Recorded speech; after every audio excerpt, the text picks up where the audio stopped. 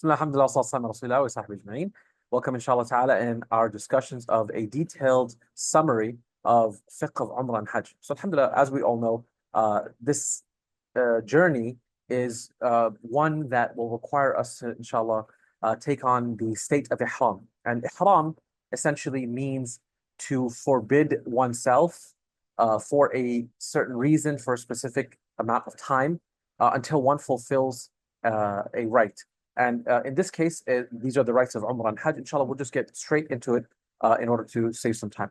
So one of the things that we must be aware of in making sure that we're doing our Umrah and Hajj correctly is to know that to enter the Ihram has a boundary. And that boundary is known as the miqat.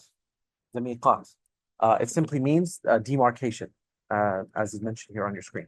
So there are a number of points. The furthest miqat or marker from Mecca is, of course, in Medina, known as Dhul Hulayfa, just right outside of Medina, known as the miqat of Dhul Hulayfa. And then the one that concerns us are this one, and of course, the one that's by or in the parallel to Jeddah, the city that many people will be landing in. So in order for us to understand why this is important, because you must be in the state of ihram, in the state of this sacred state before you essentially land in Jeddah. So this is why this is an important discussion to have. Let's give you guys a bird's eye view first, inshallah, in discussing Umrah and then Hajj thereafter, inshallah. And that is the following things. Umrah is just four simple things. Four simple things, and you're done with your Umrah. And Umrah, of course, is the minor pilgrimage, and Hajj is the major pilgrimage. So we're going to be doing one of three different types of Hajj, which we're going to explain. And concerning many of us who we advise to do Umrah first and then get into the state of Ihram for doing Hajj. And I will explain to you all, inshallah ta'ala, in this breakdown. So we have here Hajj Tamattu', Hajj Qiran, and Hajj Ifrad. These are three types of Hajj that the Prophet Muhammad sallallahu alaihi wasallam essentially told us about and accepted. So a Hajj Tamattu' simply means you're going to be doing an Umrah. When you're done with your Umrah, you're going to get out of your Ihram, out of this sacred state, okay, by cutting your hair. And then on the days of Hajj, which is the 8th of Dhul Hijjah, the 8th day of the lunar month of Dhul Hijjah, you're going to get into Ihram again and then do Hajj. So this is why it's called Hajj Tamattu'. It splits between these two acts of worship, and tamattu' comes from pleasure or essentially enjoying oneself. What are you enjoying? Being out of ihram. So this is why it's called tamattu'. And qiran is to join between Umrah and Hajj. So one does the intention for Umrah and Hajj and then stays in ihram until their Hajj is done. And then Hajj Ifrad is just coming for the intention of the Hajj without incorporating the act of Umrah within it. So the first two require a sacrifice, and the last one does not require a sacrifice. The sacrifice is known as hadi. Many of us refer to as qurbani. So this is would say an Urdu term for it, or a Farsi term for it. But the idea being is that the term in Sharia is hadi.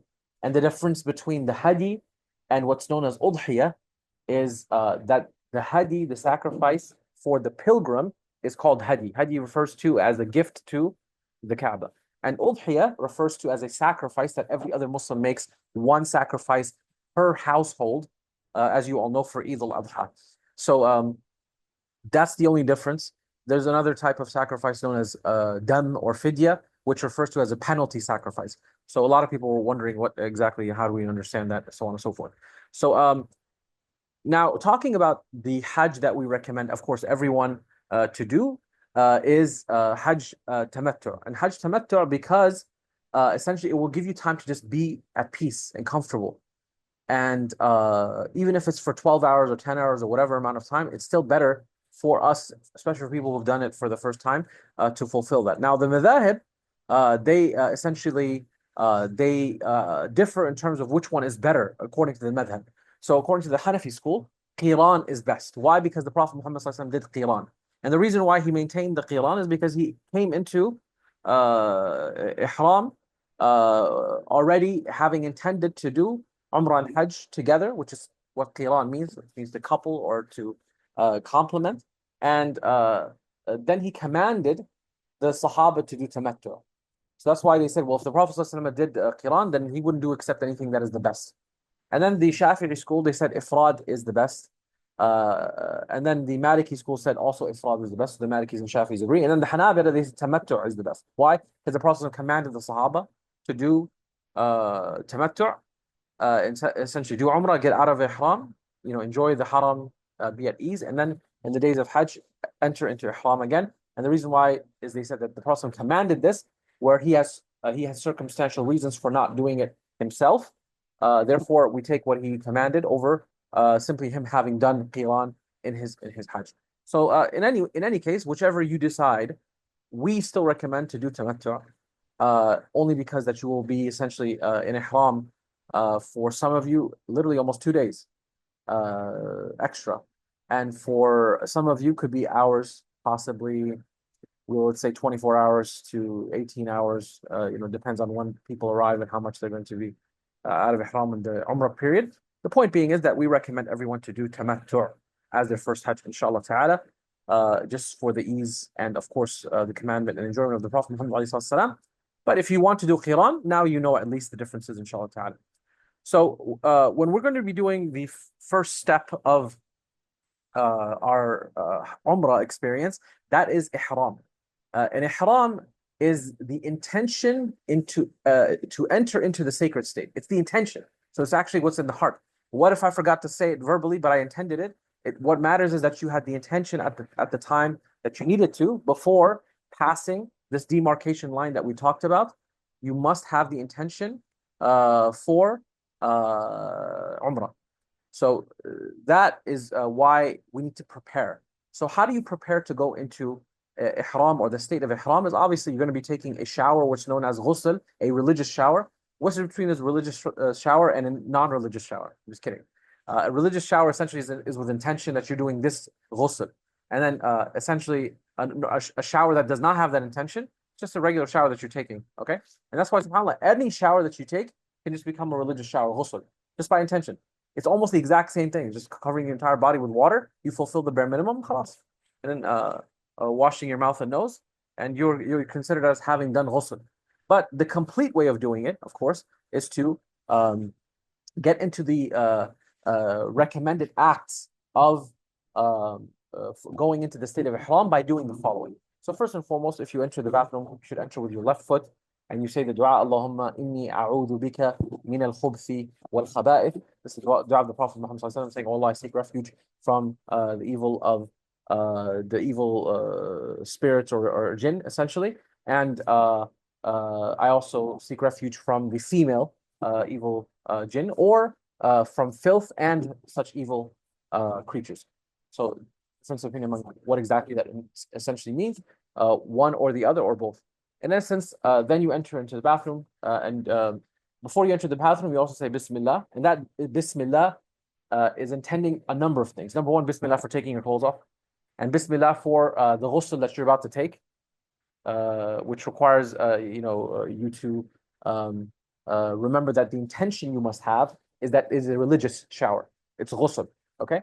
And you say that before you enter the bathroom, because bathroom is impure. We should try not to say the name of Allah subhanahu wa ta'ala in the bathroom. So you say it before you enter the bathroom. So Bismillah, Allahumma inni a'udhu bika min al-khubuthi wal-khaba'ith, and you enter with your left foot. And then, of course, you take the hair from your private areas and also underneath your armpits. And this is the sunnah of the Prophet Muhammad to be clean. So once you can, of course, shave these areas, or trim whatever is normally feasible. And then, and it's of course better to shave to be clean. But again, trimming even with zero is fine. And then one takes this religious shower. So the way it is done is that first one washes their hands 3 times, and then they wash their private area first. So they wash their hands with and then their private area, and making sure that they use whatever soap they want to use, etc. in these areas. And then once they clean themselves, they then initiate a complete wudu. Okay, so they wash their hands again 3 times, and their mouth 3 times, and their nose 3 times, and their face 3 times, and then They wash their arm up to their elbow 3 times, right and then left, and then do masah over their hair, and then they save their feet till the very last act. This is the one difference. So they save washing their feet until the very end. Then what happens is then they cover their entire body with water, their right side first and then their left side, and then they can use their shampoos and etc. and soaps. And then when they're done, when they've completed it, then they can wash their feet 3 times. This is the complete religious shower known ghusl. The bare minimum is just covering your entire body with water, and then of course washing one's mouth and nose. This is the bare minimum. So if you've literally just covered your entire body with water, just wash your mouth and nose, and khalas, you're considered as having done ghusl. So once you've done that, then you can apply your deodorant or whatever, and you're not entering into the state of ihram now. This is simply just getting in preparation. So if you want to do 2 rak'ah sunnah, the Prophet Muhammad ﷺ said that Bilal radiallahu anhu earned paradise by praying every time that he did tahara, that he fulfilled an act of purification. So whether it's a religious shower called ghusl or wudu, he would then pray 2 rak'ah sunnah, and Allah subhanahu wa ta'ala essentially gave him a castle in paradise because of that, and also intending with these 2 rak'ah that we are asking Allah for forgiveness. Salat al-tawbah, the prayer of asking for forgiveness, and this prayer is done anytime that you want. That prayer is allowed, and you can do so inshallah after you take your shower. Now, obviously this is done the night before, the day before, whatever time that you do, well before you're going to the airport. Obviously, this is unless you want to use the lounge access, if they have showers to do this, okay, that's fine. But just keep in mind that this is done before. And then what you want to do is you want to carry your ihram, making sure to keep it in your bag. You want to carry what we recommended as well. This is a unscented type of deodorant. So you can use this, inshallah, it's unscented, does not have any scent to it, and it can help you, inshallah, in that state. We also recommended for people to have this Vaseline, which I'll describe to you all later. But these are essential items for men, especially. And ihram, and women can use, of course, the deodorant as well. In any case, so those items should be in your, if you can, in your in your carry-on, not your check-in. So make sure you put them in a carry-on. In fact, if you could put them in your backpack, to make sure, especially, that you don't have that you don't forget it or something like that.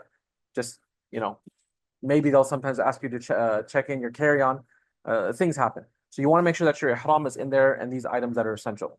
Then when you get on the plane, you want to understand that they will let you know about half an hour before you land in Jeddah.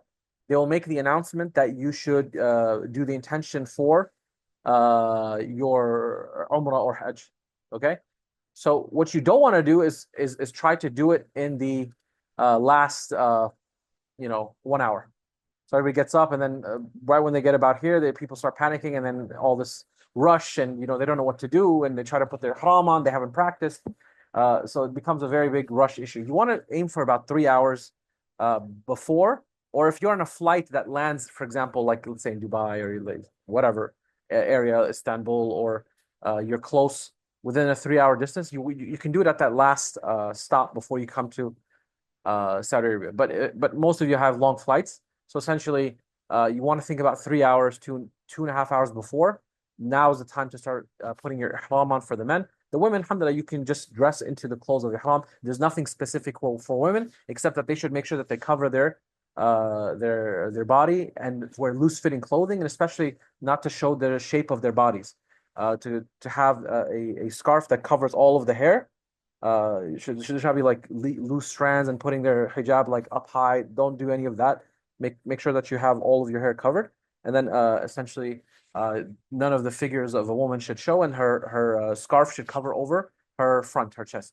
So then she can be ready, and there's no specific color. So she wants to wear all white and etc. That's fine, no problem. But there is no specific color necessarily for the ihram or not. You can wear whatever you want, whatever is comfortable for you. We also, of course, have then thereafter the time that you must make the intention by word. and that is when you've gotten now ready. So you tie the ihram. We'll send you a video of how you can tie the ihram for the men. And then essentially you're ready now to pronounce the intention. And inshallah, the way you do it is by simply saying, when they announce and say, okay, now is the time to make the intention, you say, if you're doing Hajj Tamattu', labbaik Allahumma umratan. Labbaik Allahumma umratan. Labbaik Allahumma umratan, which means, oh Allah, here I am to perform Umrah. If you're doing Hajj Qiran, you say, labbaik Allahumma umratan wa hajjan. Labbaik Allahumma umratan wa hajjan. Okay? So, obviously, if you're doing it on behalf of someone else, you've already done Hajj before, and you want to do this Hajj for someone else, you say, labbaik Allahumma umratan an, and then mention the person's name. Labbaik Allahumma umratan wa hajjan an, and then the person's name. So if you're doing Hajj Tamattu', you say labbaik Allahumma umratan an, and then you mention the person's name. If you're doing Hajj Qiran, labbaik Allahumma umratan wa hajjan an, and then you mention the person's name. But most people, I think, are going to be doing Hajj for themselves. So in any case, once you say that and you have the intention to enter into the state of Ihram, you are now in the state of Ihram, and then you can start doing the Talbiyah. Talbiyah is the dhikr that a person who is intending to do Umrah or Hajj does until they see the Kaaba. That's when the Talbiyah ends. So you say, لبيك اللهم لبيك لبيك لا شريك لك لبيك إن الحمد والنعمة لك والملك لا شريك لك. Beautiful thing about this experience is that you're going to be on most likely a Hajj flight. The entire plane is going to be doing this together. Alhamdulillah, it's a beautiful experience, inshallah. So you want to be busy doing that. What if I want to sleep? What if I lose wudu? Do I have to have wudu? No, you don't have to have wudu. You don't have to have any of those matters. But there are 9 things that are essentially forbidden for a person when they enter into the state of Ihram. So number 1 is shaving the hair and clipping the nails. So you cannot do that in the state of Ihram. We also forgot to mention, you want to clip your nails as well as your toes as a sunnah act before you go into the shower. That's fine, or after the shower is fine. So that's something sunnah to also do. Number 3, so number 1 is shaving or trimming the hair, and number 2, you cannot clip the nails while in Ihram. Number 3 is you want to avoid wearing stitched clothing, which essentially does not mean that anything has a stitch. It just means anything that has been made for a body part, like this. You see, like it's basically a shirt. You want to avoid those things. So some people, they have like a belt. They say, "Oh, Sheikh, this has stitching." That's not what's intended. So belts are allowed. Rings, of course, are allowed. The fanny pack, as they call it, is allowed. Backpacks is allowed. Drawstring bags is allowed. So anything that essentially, or for example, even sandals, as we all know. We are going to go over which sandals are allowed and not allowed shortly. But the idea being is, I want you all to understand that it's not about just it having stitching. Otherwise, the whole ihram is stitched as well. So does that mean that's not allowed? Of course not. So we also want to go over what's allowed in terms of footwear. So I will share the screen with you so that you can see, inshallah.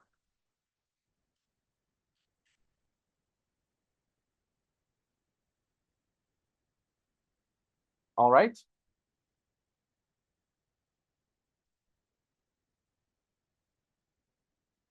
All right, so we have here our Hajj packing list, of course, suggested Hajj packing list for the Legacy Institute. And we have the number of different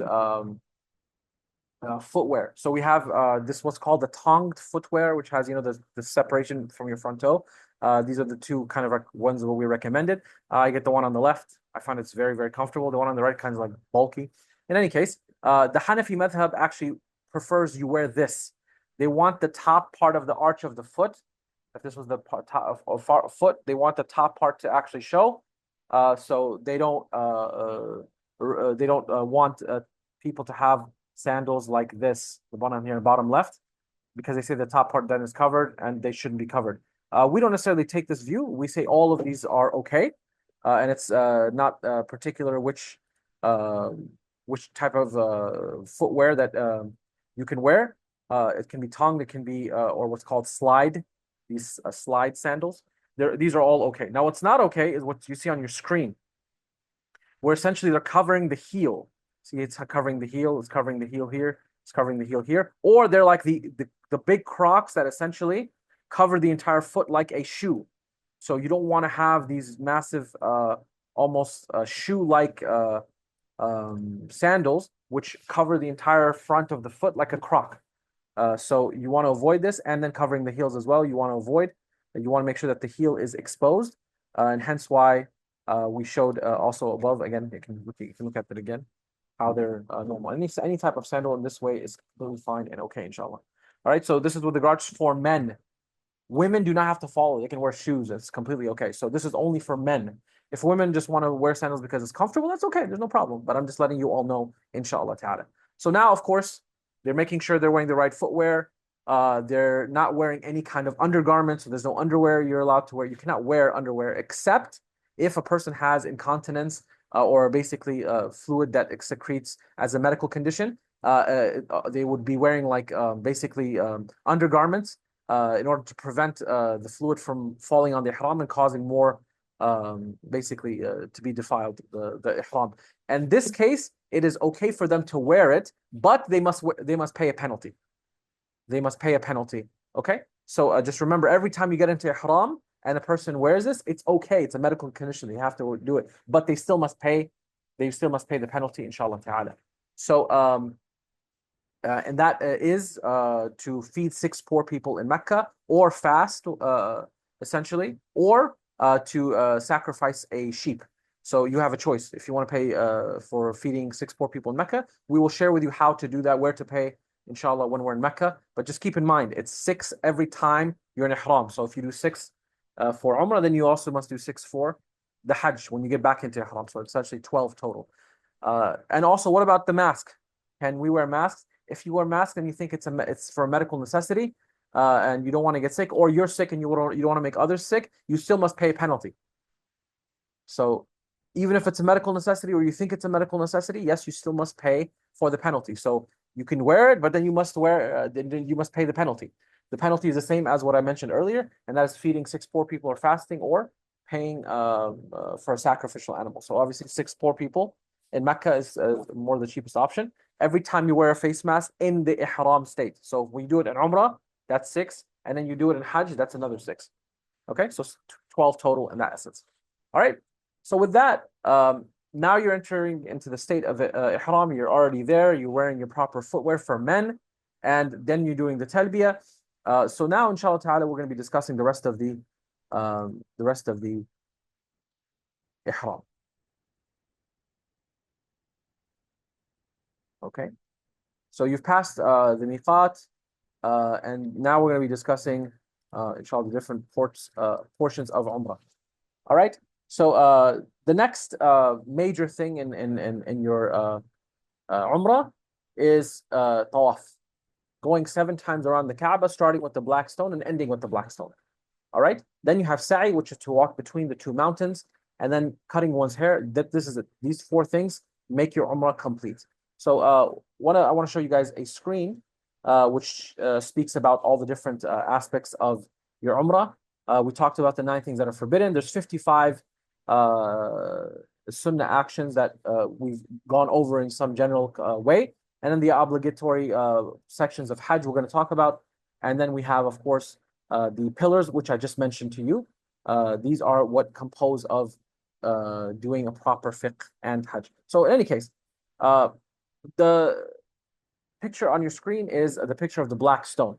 Okay, this is what it looks like. This is a close-up of it. There's only basically these pieces remaining.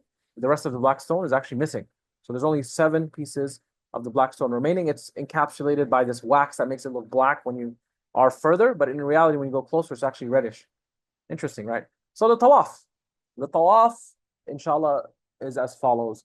Once you arrive in Mecca, it is encouraged for you to do a ghusl, just to wash yourself, basically as a recommendation to kind of rejuvenate yourself, bring back energy, also be clean.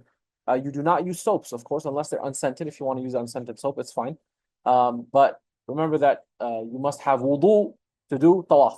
You must have wudu to do tawaf. So we're going to go inside Masjid al-Haram, inshallah ta'ala. And for those of you who haven't prayed Maghrib or Isha, whatever salah that they are going to be there, they can pray at that time. And then it is recommended for the person who's doing pilgrimage to keep their gaze lowered. And then when they see the Kaaba, the scholars in Islam, they mention that there's a narration which states that whoever makes dua at the first gaze of the Kaaba, their dua is accepted. So with the first gaze. So if you have, mashallah, like the Kaaba view from your hotel room, you know, when you're opening them, like, oh my God, this is amazing. And then you're not making dua. So if you happen to do that, then make dua at least when you see the Kaaba. Otherwise, you want to hold that moment until we take you in front of the Kaaba. We'll tell everybody, okay, raise your head and look at the Kaaba, and you make dua. It's a very special moment.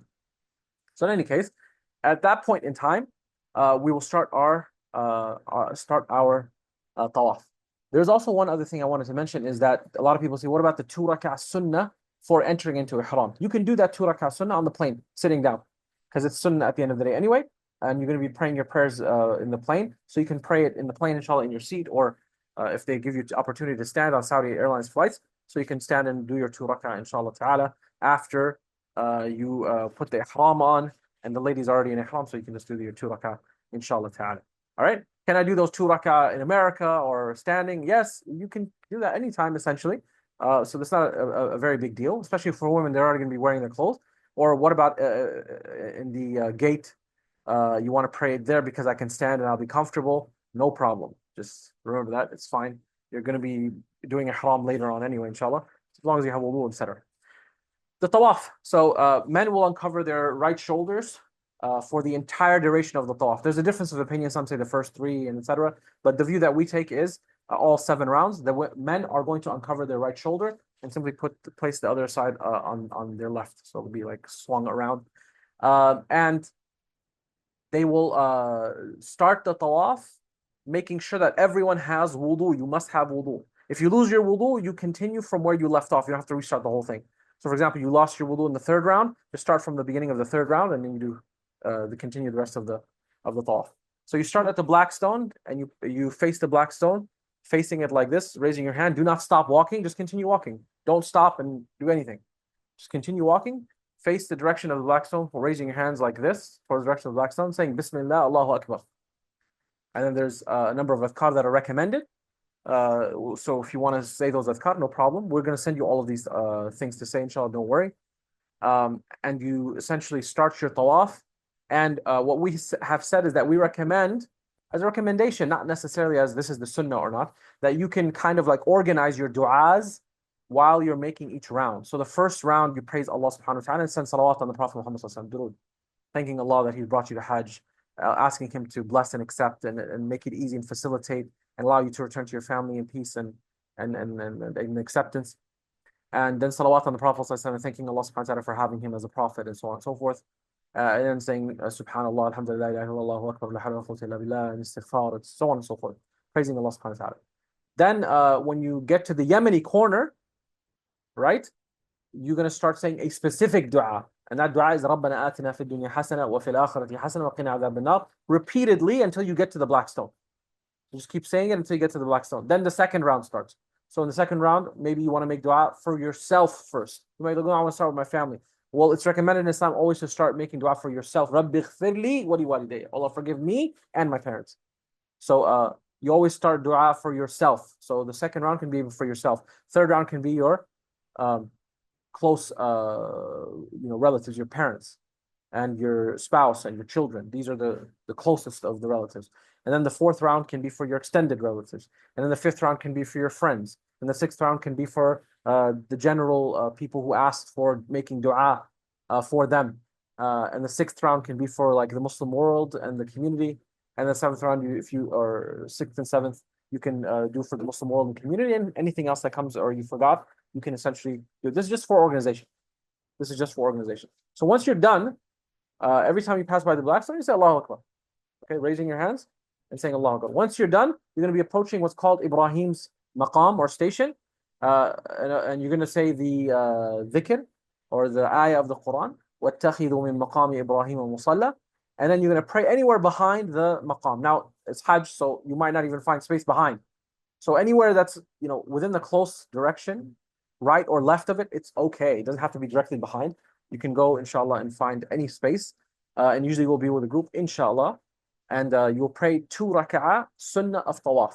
You have to have wudu, of course, for this. Men now cover their right shoulders, and they pray 2 rak'ah sunnah. In the first rak'ah, the Prophet recited Al-Fatiha and Qul Ya Ayyuhal Kafirun. In the second rak'ah, he recited Al-Fatiha and Surah Al-Ikhlas, Surah Al-Ikhlas. This is what the maqam kind of looks like. So once you're done with doing the 2 rak'ah sunnah of tawaf, Prophet ﷺ recommended as a sunnah to drink Zamzam. And there's a way to drink Zamzam. It's not just drinking water and you're good, but actually intending whatever you want Allah subhanahu wa ta'ala to do this water for you. So either Allah grant me a long life, Allah cure me from the sickness, Allah grant me children, whatever. Ibn Abbas used to make dua to Allah subhanahu wa ta'ala, oh Allah, quench my thirst with this on a day when everyone will be thirsty on the day of judgment. SubhanAllah. So all of these things, make dua for Allah, increase my iman, improve my memory, everything that you want, make dua. And then, of course, saying Bismillah, you drink, and you should drink until you feel it almost like in your ribs. The Prophet ﷺ said you can feel like your ribs expand. It's from drinking a lot, of course, within reason. You drink, and then you want to drink like, don't try to like chug. Take it in swigs, as the Prophet ﷺ recommended, in small amounts until you can finish it, inshallah ta'ala. So, of course, you also, when you're making that dua, you want to send salawat on the Prophet Muhammad ﷺ, because the Prophet ﷺ said that any dua that does not mention salawat or durood upon me, then their dua is cut off. So every time you're drinking Zamzam, you should do that. Make dua for whatever you want Allah subhanahu wa ta'ala to do this. Essentially use this for you, for the Zamzam. As the Prophet says, Ma'u Zamzam lima shuriba lah. The water of Zamzam is for whatever you intend with it to drink. And then you say, Allahumma salli wa sallam ala nabiyyina Muhammad wa salatu wa salam ala rasulillah. Bismillah. And of course, you drink to your full. This is the way to drink Zamzam, inshallah ta'ala. All right. And then we make our way to Safa and Marwa. So Safa and Marwa are the two mountains that we essentially go between. You can see a picture of them here. Okay, this on the right is Safa, on the left is Marwa. And they're now, of course, built on top of, and they've been now made part of Masjid al-Haram. Before, they didn't used to be part of Masjid al-Haram. They're outside of it.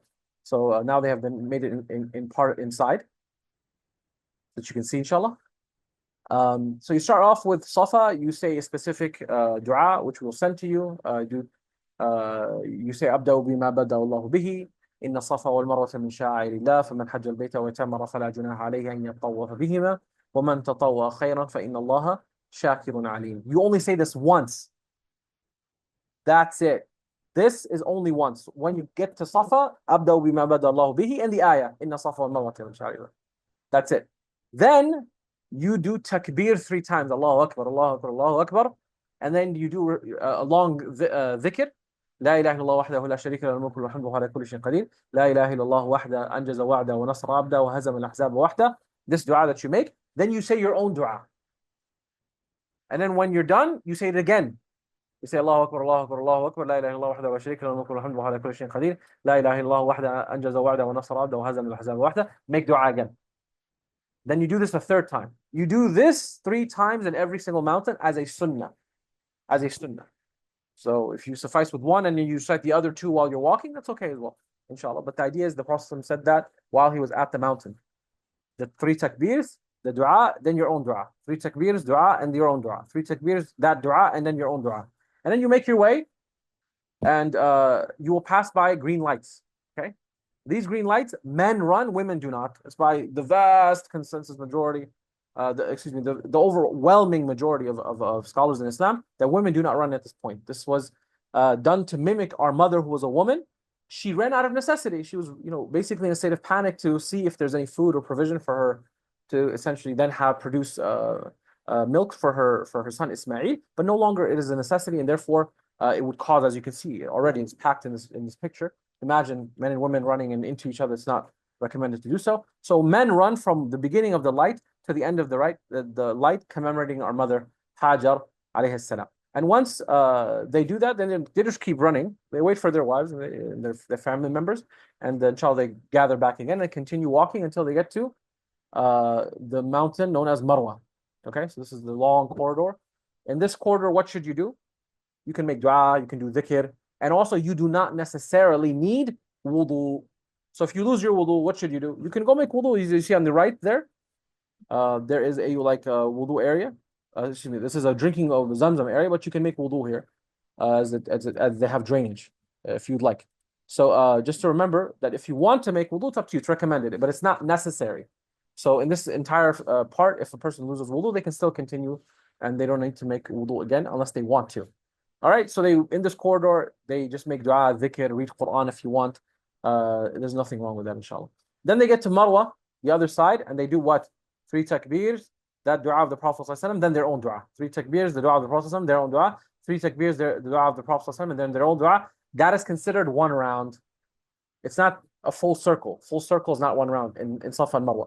From Safa to Marwa is 1, Marwa to Safa is 2, 3, 4, 5, 6, and then 7. So a way to remember is that every time you are going to the mountain of Marwa, it's always an odd number. 1, 3, 5, and 7. Okay?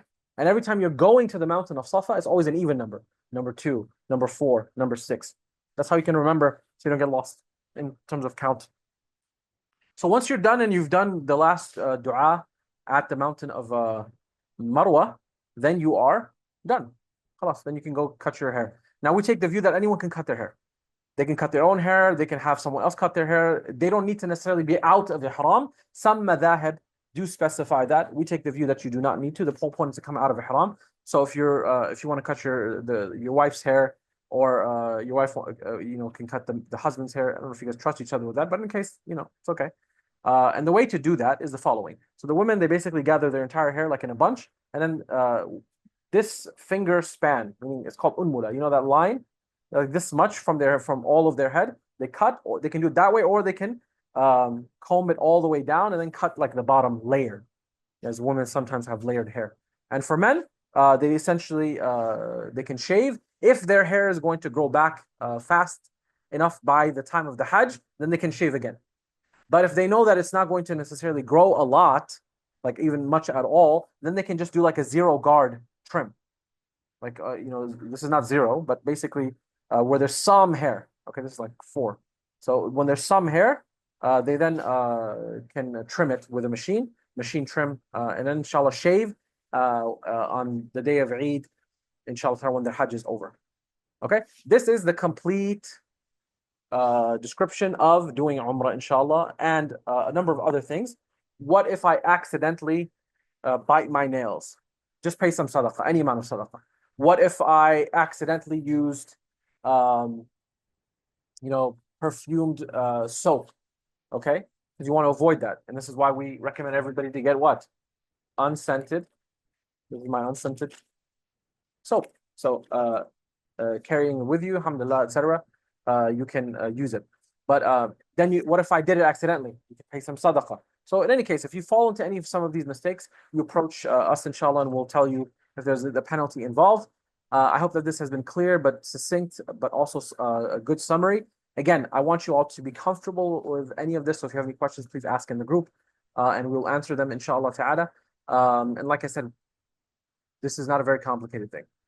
As far as the process in Hajj, of course, we'll go all of that in great detail together so that you can ask questions in person. We ask Allah subhanahu wa ta'ala to accept from all of you, and may Allah subhanahu wa ta'ala make it a beneficial Umrah. And if you have any questions, you can always ask us. May Allah accept from all of us, and we will see you soon, inshallah ta'ala, in the sacred cities. Assalamu alaikum wa barakatuh.